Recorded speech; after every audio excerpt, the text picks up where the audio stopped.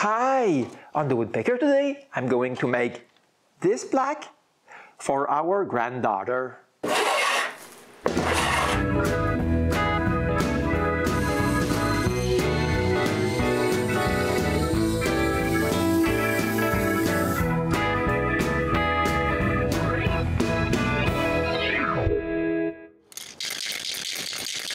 You probably remember, about 2 years ago, I made this plaque for our grandson. I must admit that it worked out well, especially with the painting that Chantal did. But the other day, she came to me with this. Hey, Daddy, do you think you could do something that looks like this? No problem. Here is the plaque that Chantal would like me to make for our second grandchild. To make it easier to do, I need ready-made models, and for that, I always go to the Design and Make website. With a search for sea, I found a seahorse, a series of underwater model collections, and a starfish. With a little more research, I also managed to find an octopus that I will need for the E in Zoe, and finally, a scallop shell. But Chantal wanted a clownfish that looked more like a caricature. I found this Nemo on Cults 3D. With all the models I need, I open Aspire. I'm going to start by modifying the octopus. The model is perfect, but the right tentacles need to be more E-shaped. So I import the model and start to modify it. The first thing I do is to erase the 3 tentacles on the right.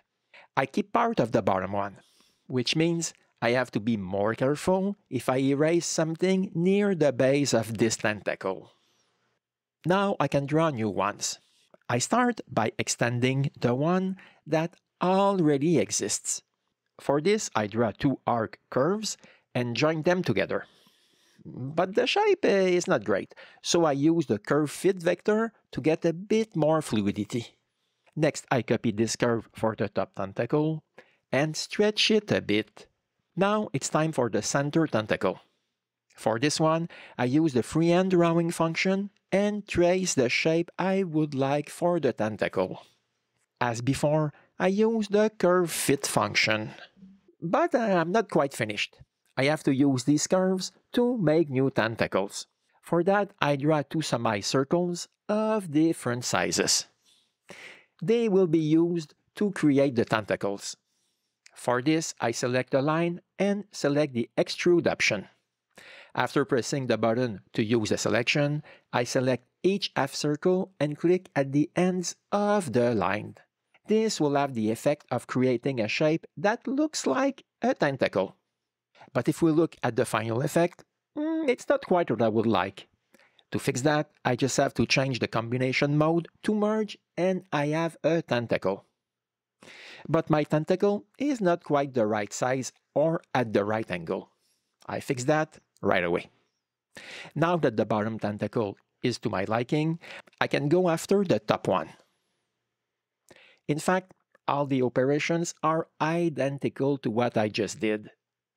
But there's something that I don't like. The tentacle seems to come from above the head.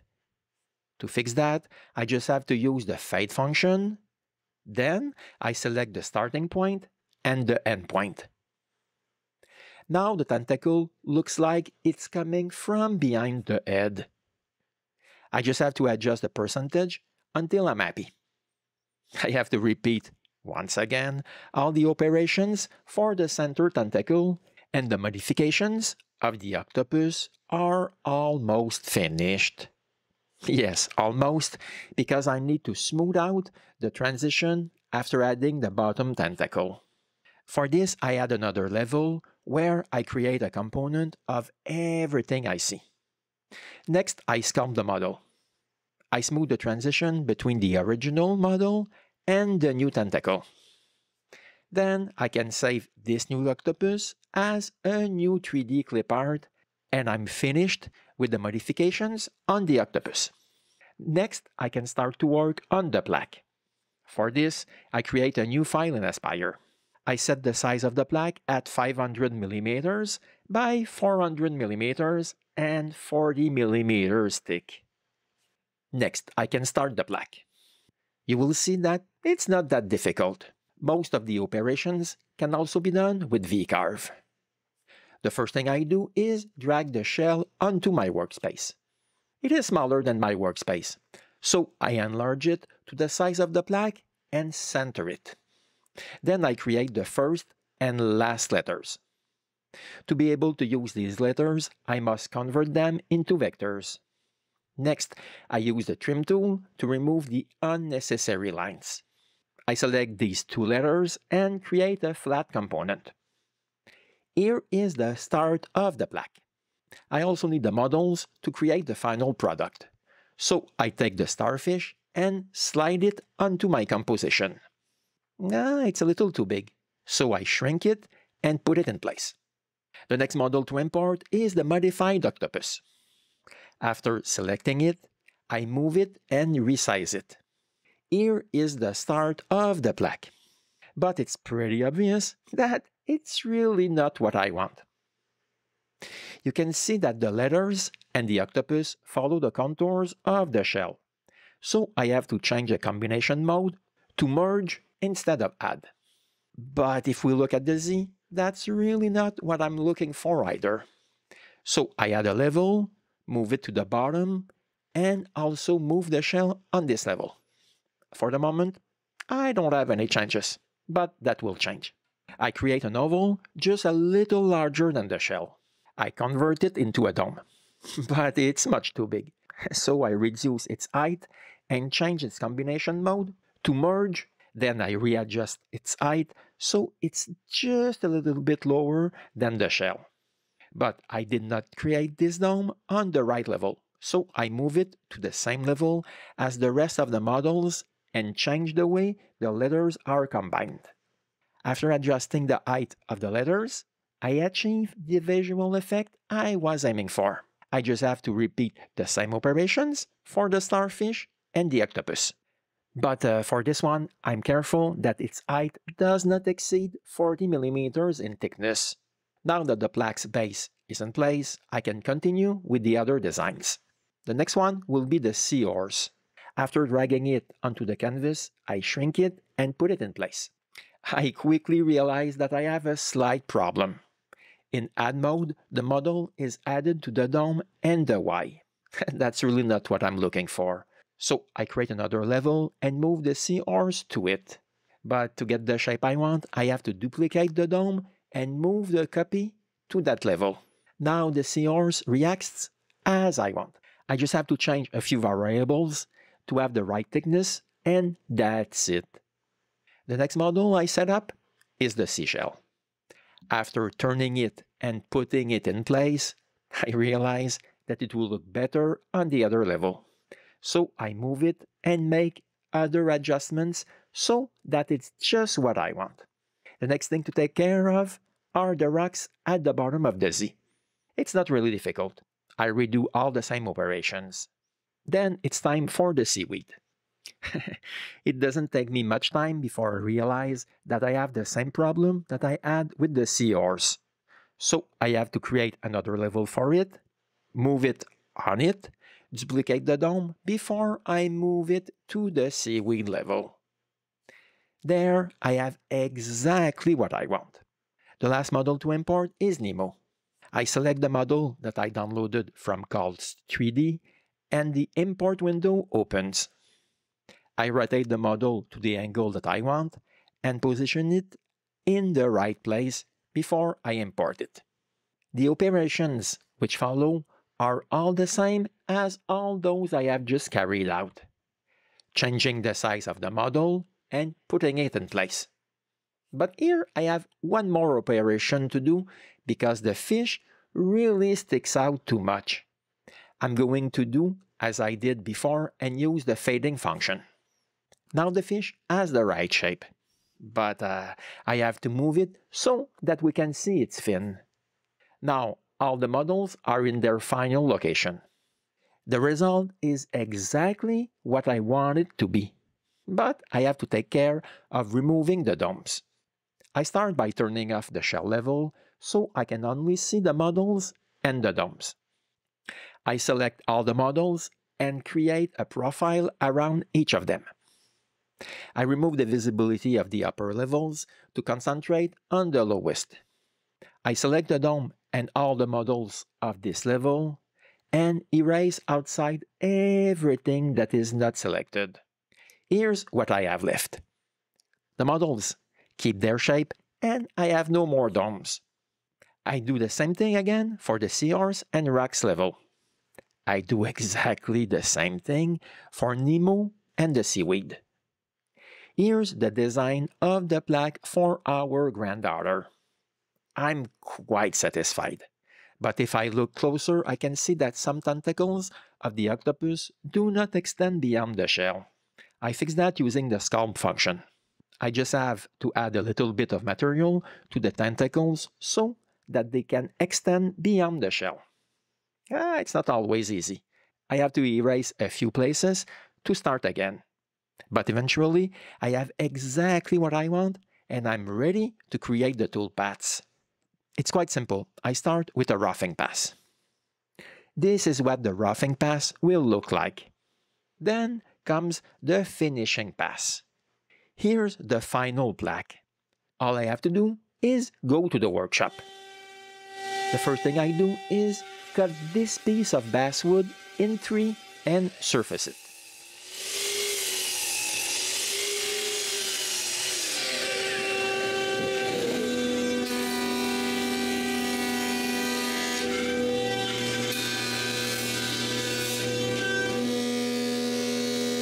When it's done, I glue them together and wait for the glue to dry.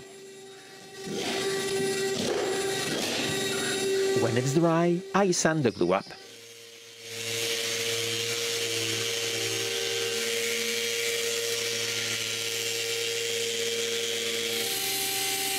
This is quite big.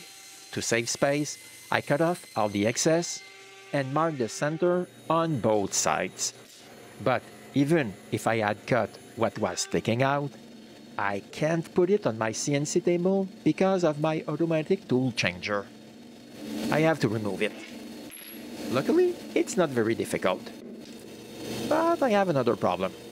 These two lines should line up, but because of the bolts holding the sacrificial plywood in place, it's impossible. But it's an easy fix.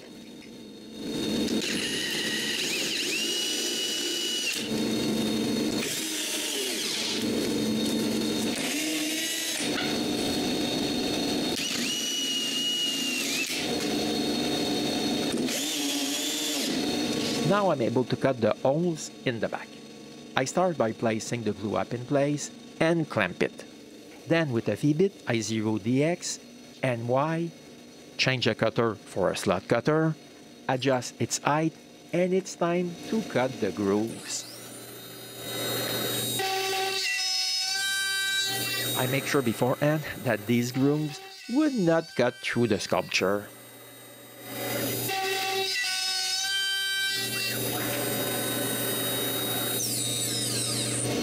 Now I can turn the glue up, but this time I screw it to the plywood.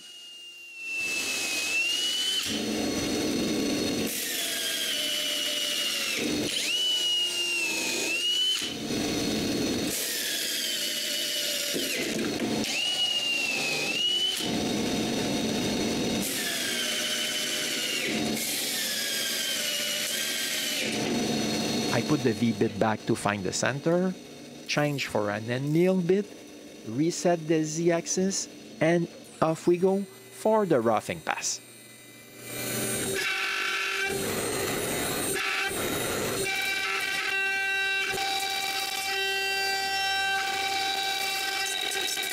I expected this pass to be quite long, but never like that. I had several problems. The first one was because I didn't put the bit deep enough in the collar and it broke. You can clearly see the clean break here. At least there's enough left so I can still use it. I just have to make a zero on its new length and off we go. There are quite a few cuts in the air, but my troubles are not over yet because the CNC stops moving. I have a hard limit error and I don't know why. I moved the glue up, but this was useless. Now I have to use rulers to find the center and restart the roughing pass. But not long after that, I have another hard limit error. This time I tighten the clips of the limit switches. But I get another limit switch error. At this point, I deactivate the limit checks, and with that, I manage to cut the entire roughing pass. And finally, after 4 hours without any problem, I achieved this result. I'm quite relieved. I changed the straight bit for a conical bit of 1 mm in diameter, and it's a go for the finishing pass.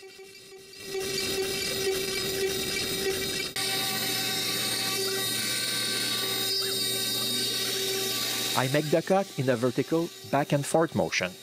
This way the cutter cuts the wood fibers perpendicularly. I discovered that by cutting the wood this way, the sculptures are cleaner because there are fewer fibers sticking out. But the fact remains that to succeed in this sculpture, I have to make 4,000 round trips, and the whole thing takes 11 hours and 50 minutes. When it's finished, I'm quite happy with the details. But because of all my hard limit errors, I end up with a flat spot and other spots with end mill marks. It's unacceptable. So I lower the z-axis and start another sculpture. No, I didn't stay next to the CNC for another 12 hours. Instead, I went to do some editing in the basement.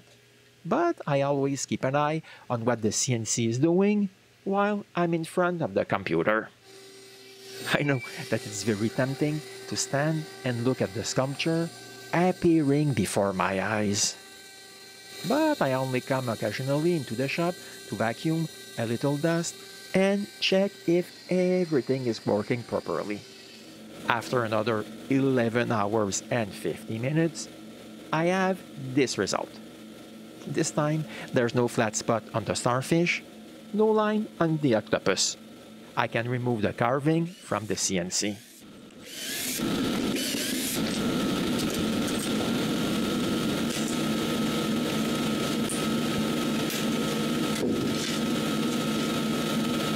After removing the dust, I can sand what remains of the tabs that were supposed to hold the shell in place.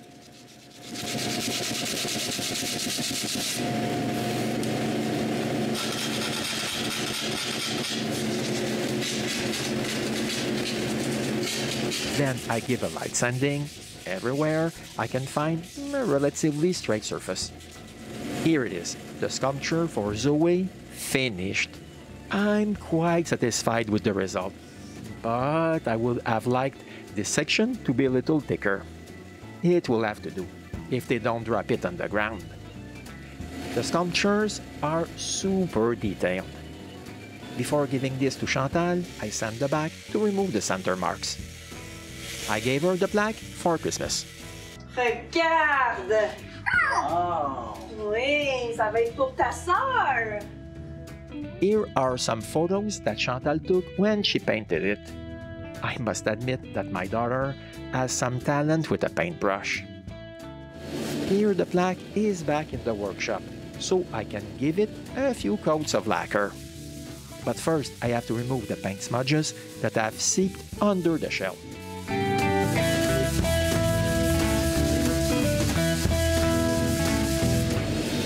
Next, I burn my logo on the back.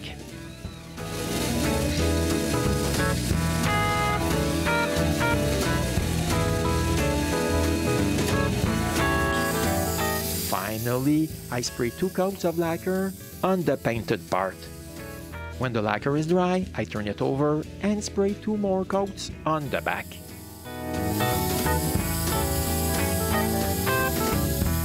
Here's our granddaughter's plaque, finished. I thought that I had done something beautiful with wood, but Chantal turned it into something extraordinary with her brushes.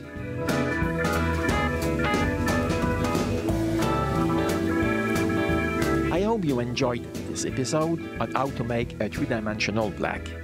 And I will see you again soon for another episode of The Woodpecker.